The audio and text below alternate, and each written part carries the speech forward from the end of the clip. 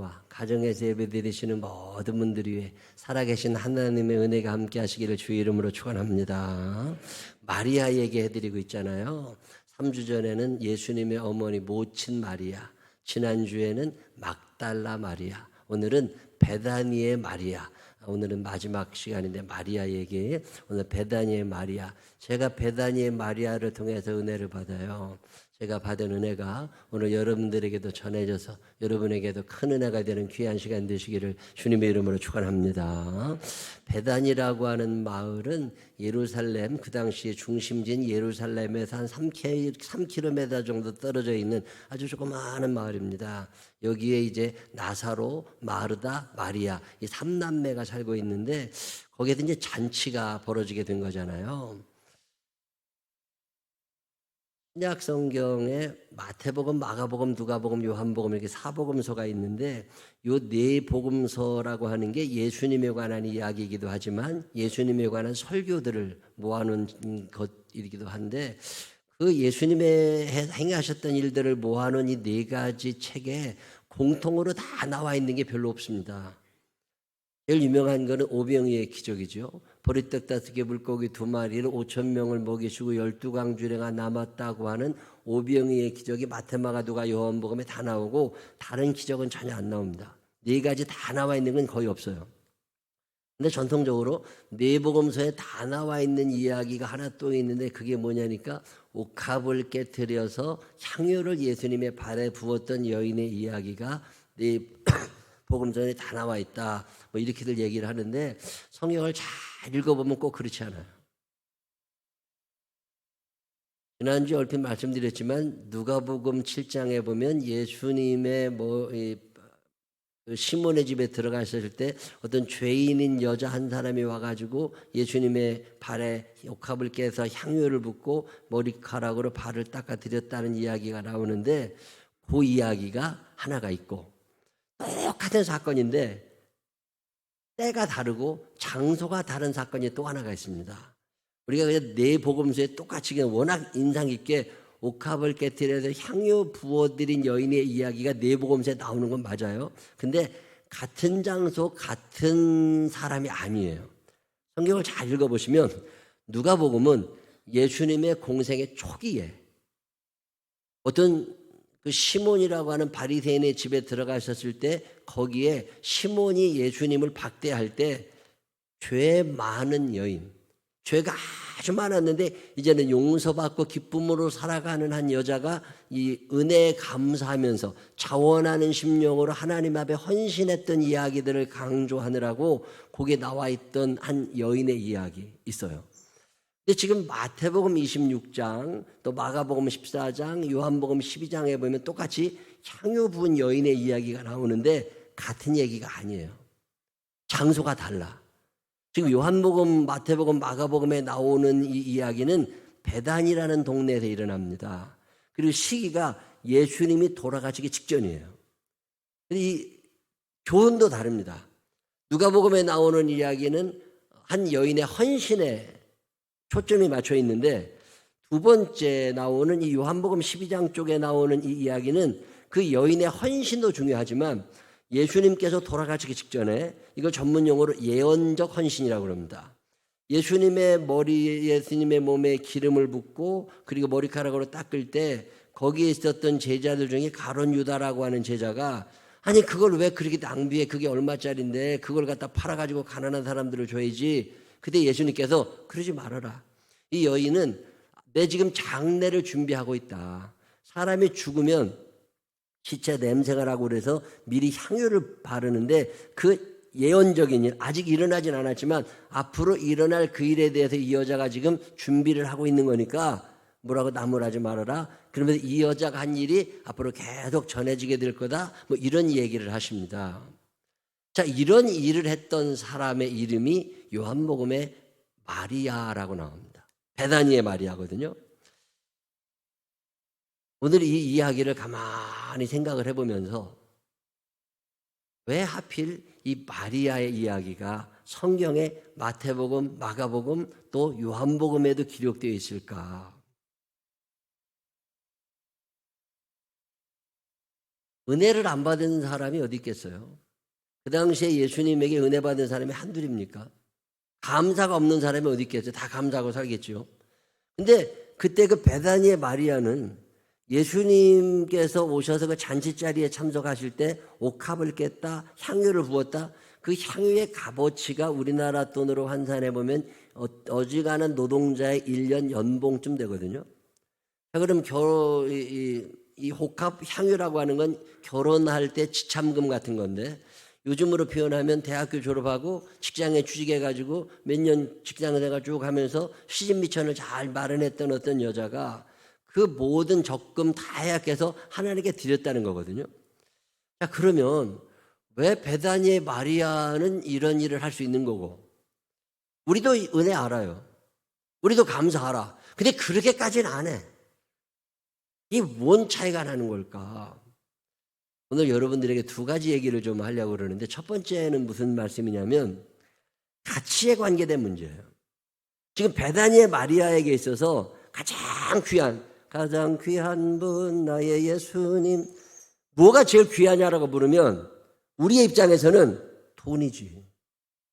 돈도 구하고 몸도 편해야지. 요즘에 사람들의 가치가 어떤 의미가 있는 일이냐, 보람이 있는 일이냐, 이게 하나님의 뜻이냐, 이게 정의로운 일이냐, 이런 걸 묻지 않잖아요. 이게 돈이 되냐, 이게 나한테 유익한 거냐, 이게 나한테 도움이 되냐, 이게 내 몸을 편케 하는 거냐, 이게 지금 가치야 아니에요. 2022년 대한민국의 최고의 가치가 있다면 그게 뭐겠냐? 어떻게 사랑하며 살까? 어떻게 하나님의 뜻대로 살까? 이런 거 아니잖아요. 이게 돈이 되냐? 돈만 된다 그러면 불법, 편법, 반칙 그거 다 괜찮아. 돈만 된 뭐 이런 세상을 사는 거잖아요. 우리가 하나님의 은혜 모르는 거 아니에요. 우리가 하나님께 감사 안 하는 거 아닙니다. 근데 우리는 생각이 있어. 여기까지는 되지만 그 이상은 안 돼. 어떤 선이 있단 말이에요. 근데 지금 이 베다니의 마리아라고 하는 여자는 그 선이 없어진 거예요. 내 삶에 가장 귀한 가치가 어디에 있느냐라고 물으면 베다니의 마리아에게는 그게 예수님이 있으라는 거예요. 자, 이 베다니 문둥이 시몬이라고 나오는데, 이 베다니 문둥이 시몬이 나사로나 마르다 마리아의 아빠였는지 아니면 어떤 친척이었는지 모르지만 굉장히 가까운 사이입니다. 자, 마리아의 입장에서 문둥병자였는데 문둥병을 고쳐주신 분이 예수님이신 거죠. 자기 오빠 나사로가 죽었는데 그 죽은 나사로를 살려주신 분이 예수님이신 거죠. 자기 언니 마리아의 삶에 의미를 부여하고 마리아가 열심히 살도록 삶에 어떤 에너지를 공급해 주신 분 예수님이신 거죠.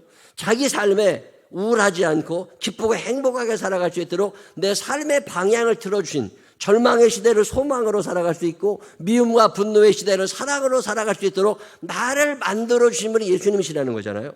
자, 그러면 이 예수님에게 내가 무엇을 아낌없이, 지금 베다니의 마리아가 자기의 평생 모았던 옥합을 깹니다. 마리아가 옥합을 깰 수 있었던 단 하나의 이유는 그의 삶에 있어도 제일 중요한 가치가 어디에 있느냐면 예수 그리스도에게 있더라는 거예요. 자, 그럼 오늘 우리는 이게 안 된다고, 은혜를 모르는 거냐? 아니, 은혜 알아요.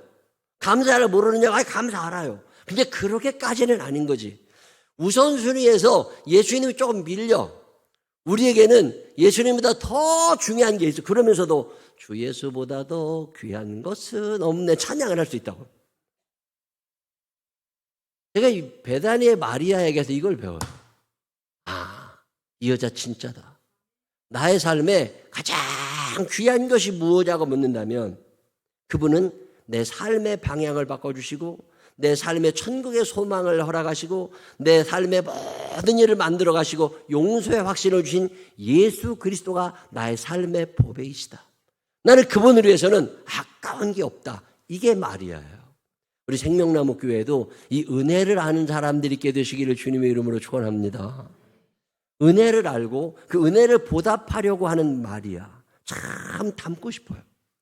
내게 있어서 가장 가치 있는 일이 뭘까? 내게 있어서 가장 소중한 게 뭘까?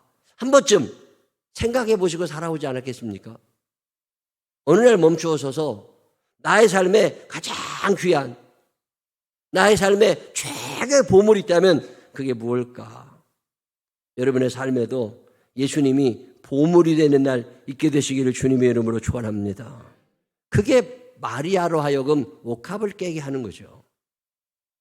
우리는 하나님을 이용해서 내가 돈을 벌고 싶어. 우리는 기도 열심히 해서 내가 편했으면 좋겠어. 근데 마리아는 그게 아닌 거잖아요. 적어도 신앙생활을 하는 사람들이라면 무엇이 가치 있는 일일 거냐. 직장을 선택할 때도 어떤 돈을 사용할 때도 돈을 버는 데 있어서도 무엇이 가치 있는 일이냐. 무엇이 하나님이 좋아하실 만한 일이냐. 이런 것 정도를 생각할 줄 알아야 그리스도인으로 살아가는 거잖아요. 테레비가 시키는 대로 살아갈 것 같으면 뭐로 예수를 믿고 살아요. 우리가 사는 날 동안 세상의 기준과 다른 하나님의 말씀이 우리 삶의 기준이 되어서 예수님을 소중히 여기고 그분을 가치 있게 여길 수 있는 이 마리아의 후예들이 우리 교회도 있게 되시기를 주님의 이름으로 축원합니다. 저는 이거 한번 해보고 싶어요. 참 닮고 싶어요. 또 하나 마리아를 생각하면서 함께 나누고 싶은 은혜가 있다면 오늘 누가복음 10장에 예수님께서 갑자기 베다니 마리아의 집에 오신 거예요. 혼자 오신 게 아니라 제자들 12명과 같이 오셨을 거 아니에요. 갑자기 13명. 지금처럼 핸드폰을 해가지고 미리 다 예약이 되고 이런 시대가 아니라 갑자기 쑥 들어오셨다고. 그러니까 식사 때가 되니까 밥을 이제 준비해서 드려야 되는데 마르다라고 하는 그 마리아의 언니가 13명이 갑자기 들어오니까 갑자기 창고에 왔다 갔다 하면서 음식을 막 만들고 있습니다. 근데 음식을 만들고 있는데 13명 음식을 혼자 만드는 게 쉽지 않잖아요. 누가 좀 도와줘서 호박이라도 쓸어줘야 돼. 근데 이게 없어. 근데 이 마리아가 어디 갔나 쳐다봤더니 예수님 앞에 앉아가지고 예수님의 말씀을 듣고 있는 거예요. 근데 그걸 보니까 마르다가 화가 나. 지금이 어느 때인데 지금 음식을 해야 되는데 왜 쟨 저러고 있냐. 그래가지고 예수님에게 가가 예수님 지금 음식을 만들어야 되는데 마리아가 저러고 있으니 좀 걔 와서 부엌에 가서 일 좀 하라고 얘기 좀 해주시라고.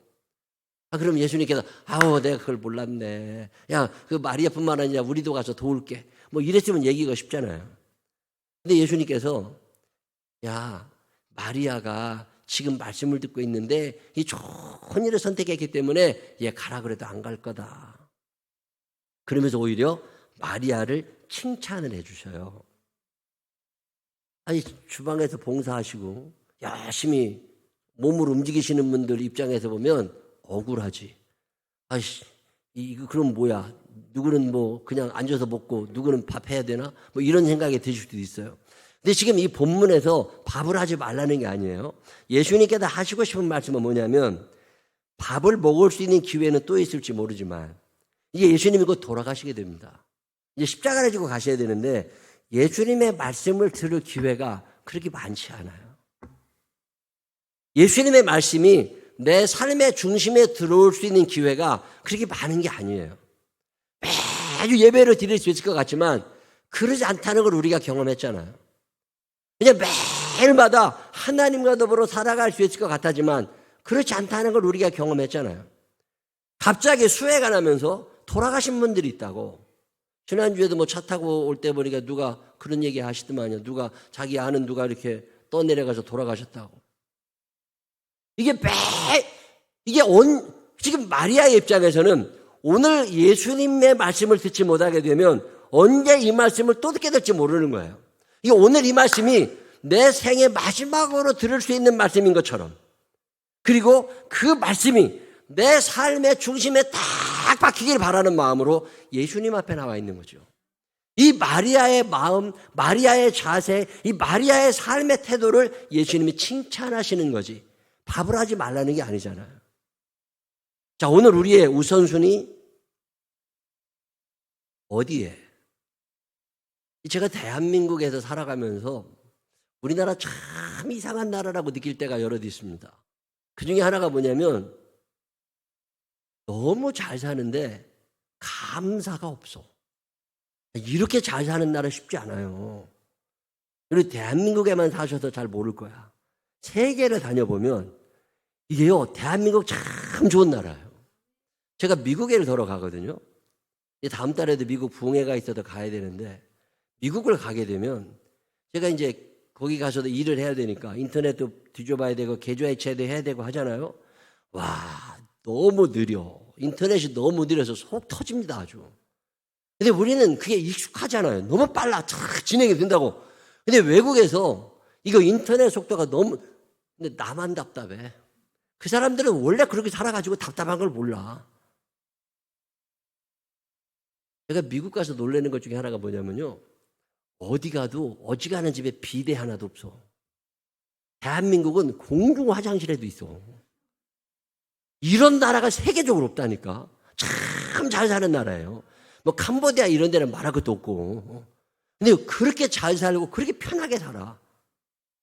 이 파인타운만 해도요. 중형차 고급차들이 너무너무 많습니다. 일본 같은 데 가보잖아요. 차가 다 조그만해요. 우리나라 참 넉넉하고 아주 풍성한 나라예요. 카페는 왜 그렇게 많아? 카페 들어가 보면 사람이 바글바글하다니까. 업종 전화를 하든지 해야지 이거. 이게요, 사람이 너무 많고 하는 일, 야, 가격이 싸지 않아요. 근데도 그냥 잘 먹고 사는 게 대한민국이요. 우리나라는 접촉사고 같은 게 나면 금방 해결이 됩니다. 필리핀 같은 데 접촉사고 나잖아요. 캄보디아 아침에 났는데 저녁까지 서 있어. 싸우느라고. 왜 그래요? 우리나라는 블랙박스가 있잖아요. 걔네들은 그런 게 안 달려있거든. 우기는 놈, 목소리 큰 놈의 왕이요. 우리나라는 범죄 검거율이요. 세계 1위입니다.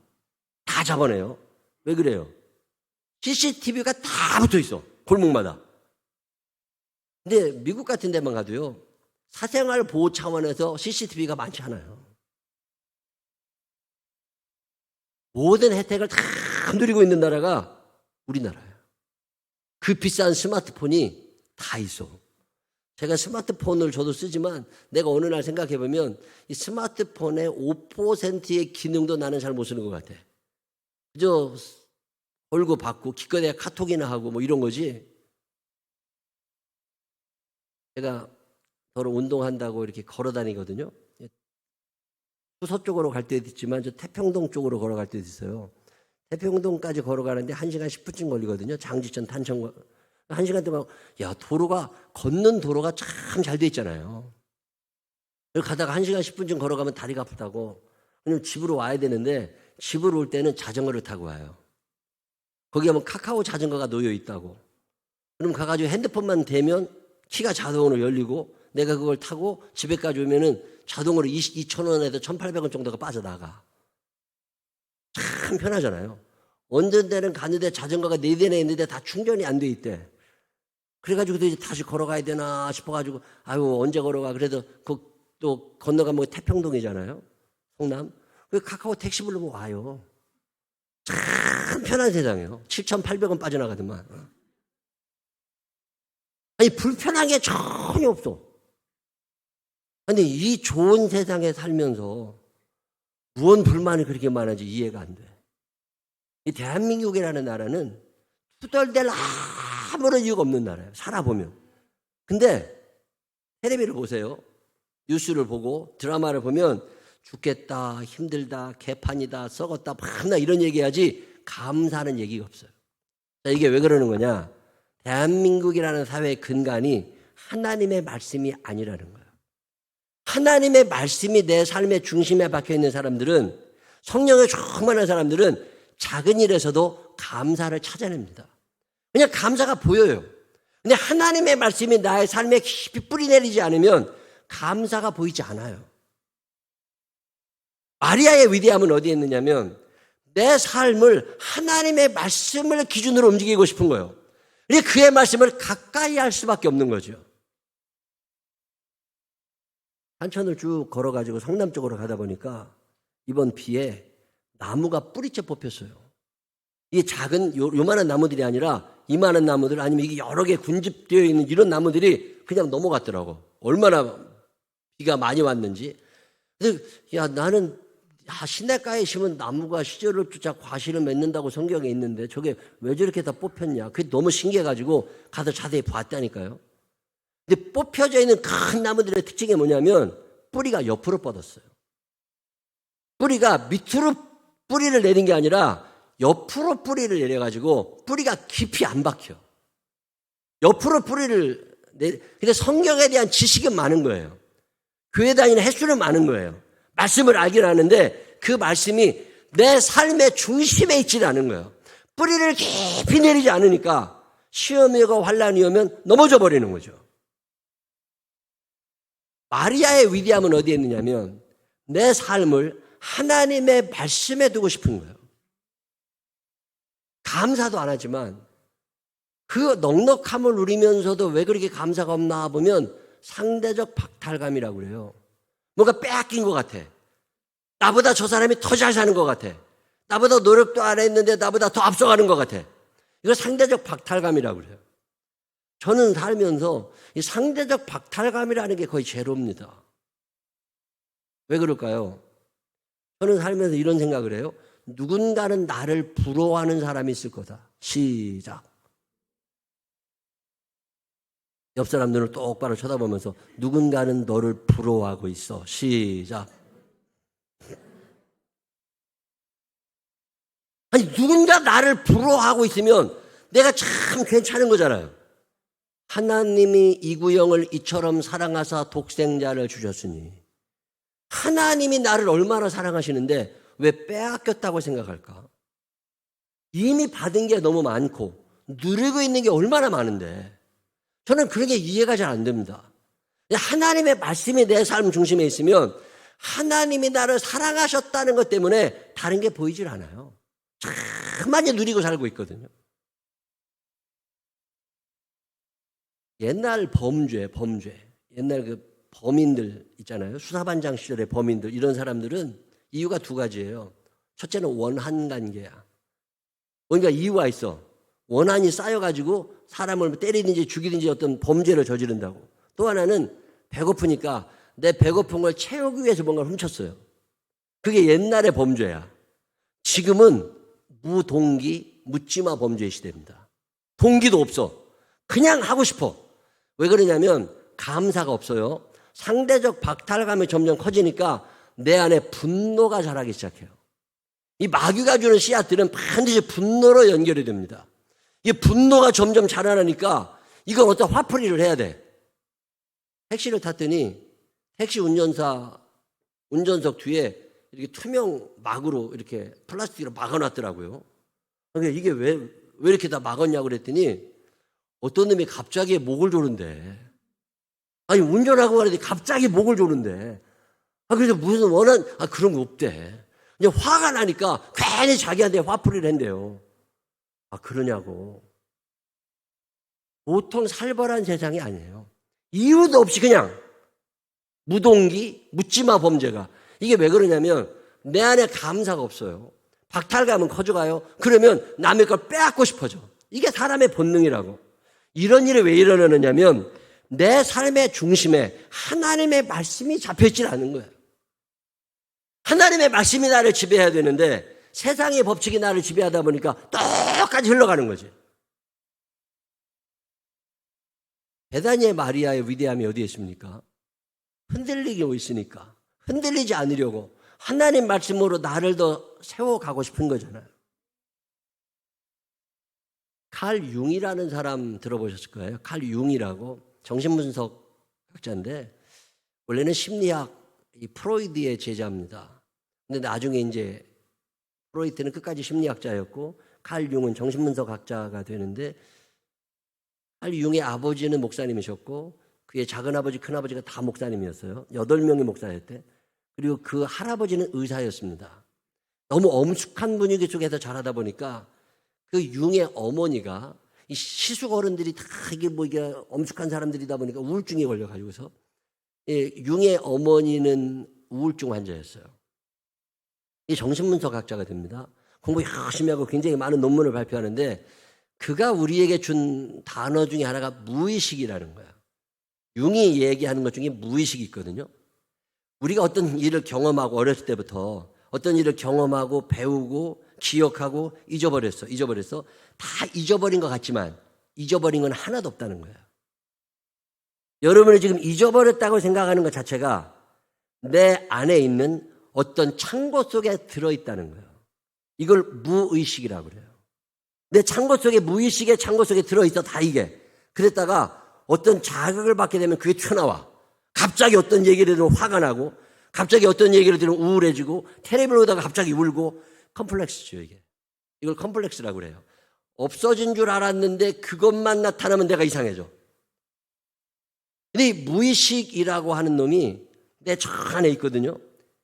집단 무의식이라는 말도 있습니다. 집단 무의식은 이런 그룹을 얘기하는 게 아니에요. 가계를 얘기하거든요.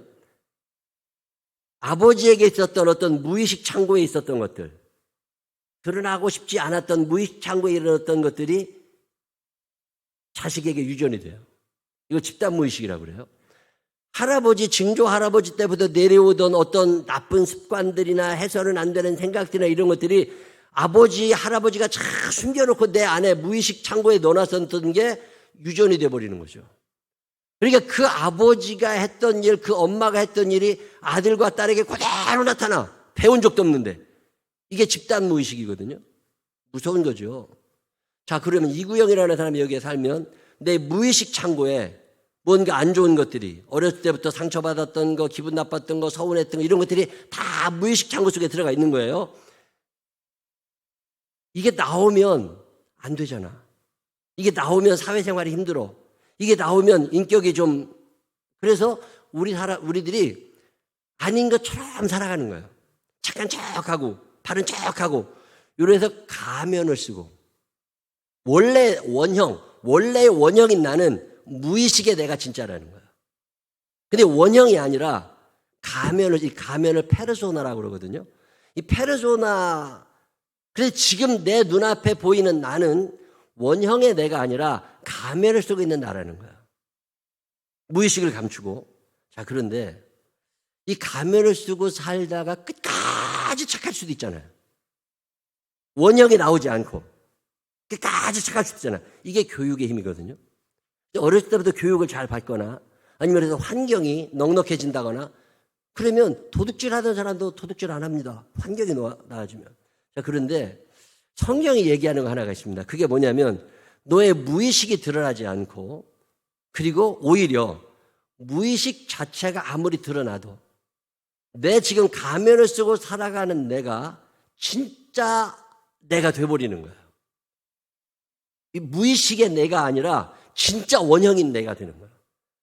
내 안에 감추려고 했던 게 이제 없어져 버린 거예요. 그리고 나서 내 안에 예수 그리스도의 형상이 다시 회복이 되어가는 거죠. 이게 어떻게 가능한 거냐? 시편 119편이 이렇게 얘기해요. 9절에 청년이 무엇으로 그의 행실을 깨끗하게 하리까? 주의 말씀만 지킬 따름이니이다. 내가 전심으로 주를 찾아 싸우니 주의 계명에서 떠나지 말게 하옵소서. 결국 하나님의 말씀이 내 저 무의식 속에서 잠재워 있는 구조물 같은 것조차도 하나님의 말씀이 통제가 가능하다는 거예요. 그래서 내가 이 땅 살아가는 동안에 추악한 내가 아니라 원형의 내가 점점 예수 그리스도를 닮아가게 되고 이제는 가면을 준 줄 알았는데 그 가면이 진짜 내가 되어버린 온전한 그리스도인이 되어가는 이런 변화가 여러분에게도 있게 되시기를 주의 이름으로 축원합니다. 이게 가능한 거냐고 물을 때 성경은 뭐라고 얘기하냐면 성령의 능력 안에서 내가 할 수 있는 게 아니라는 거예요. 내 안에는 여전히 구정물 같은 게 남아있지만 예수 그리스도를 의지하고 성령님을 의지하면서 주님 내가 이런 인생을 살아가기를 원하오니 주님 나를 좀 붙잡아 주십시오. 끊임없이 이야기할 때 저 속에 숨겨져 있었던 내 무의식이 없어져 버리는 거죠. 그리고 나서 예수 그리스도의 새로운 형상을 입고 그런즉 그리스도 예수 안에 있는 자에게는 새로운 피조물 이전 것은 지나가고 새로운 피조물이라는 거잖아요. 이게 가능하려면 내 삶에 말씀이 하나님의 말씀이 나를 지배하라는 거잖아요. 근데 우리는 텔레비의 지배를 받아. 친구들의 이야기에 지배를 받아. 그러니 뭐가 되겠어요? 베다니의 마리아의 위대함은 그가 하나님 말씀으로 자신의 삶을 만들어가고 싶었다는 거예요. 그래도 그 분주한 중에서라도 예수님의 발 앞에 앉아서 그 말씀을 듣고 있었다는 거잖아요. 우리 생명나무 교회도 하나님의 말씀이 내 삶의 중심에 서는 사람들이 있게 되시기를 주의 이름으로 축원합니다. 우리 안에는 드러나고 싶지 않은 구정물 같은 것들이 있습니다. 그렇지만 괜찮아요. 주의 음성이 나를 주장하게 되고 하나님의 말씀이 내 삶의 기준이 되고 예수님이 내 삶의 최고의 가치가 될 때, 그때 성령의 능력 안에서 내 더러운 무의식의 세계, 불평하고 원망하고, 원불교 얘기했잖아. 원망, 불평, 교만이 꽉 차고 이런 것들이 싹 사라져가고 온전한 예수 그리스도의 형상을 닮아가는 그런 우리 모두가 되시기를 주님의 이름으로 축원합니다. 기도하겠습니다. 하나님 아버지, 내 안에는 드러나서는 안 되는 악한 것들이 너무 많습니다. 상대적 박탈감에 또는 불평, 원망에, 비교, 하나님 아버지, 예수를 믿기는 믿는데 자꾸만 세상을 닮아가고 있는 우리들은 아닙니까? 텔레비가 기준이 되고 친구들의 이야기가 기준이 되어버려서 하나님의 말씀대로가 아니라 세상의 흐름대로 따라가고 있는 나는 아닙니까? 한 번쯤 나를 돌아보고 나 자신을 말씀 앞에 세우게 하여 주시어서 베다니의 마리아처럼 그 말씀이 나를 끌어가는 자 되게 하여 주시옵시고 그 말씀대로 살아 예수 그리스도를 닮아가는 우리들이 되게 하여 주시옵소서. 그리 살지 못한 날들의 죄를 용서하여 주시옵시고 성령님 구하오니 임하여 주시어서 우리의 삶에 의와 평강과 희락이 다스리는 말씀 중심의 삶이 될 수 있도록 인도하여 주옵소서. 축복하실 주님을 찬양하오며 예수님 거룩하신 이름으로 기도드렸습니다. 아멘.